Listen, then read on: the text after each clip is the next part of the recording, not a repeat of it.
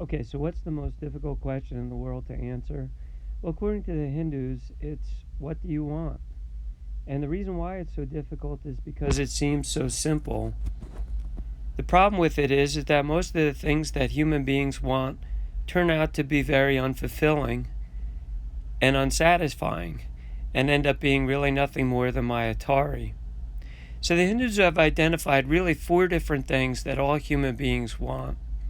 And if you're able to identify what they are and understand them, then you'll be able, through the help of the religion and the religious practices, to kind of peel away all of the wrong pursuits and pursue the things that will ultimately give you satisfaction. So the first one thing that people want is pleasure. And so for the Hindus, they'll say, if pleasure is what you want, go out and get as much of it as you can.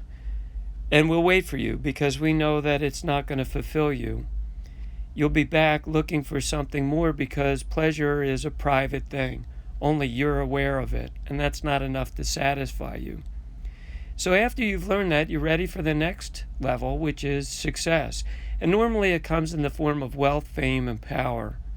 The problem with wealth, fame, and power is that they don't kind of grow as you give them away. In other words, in order for me to be famous, a bunch of other people have to not be famous. And there's an inherent flaw with it because of that.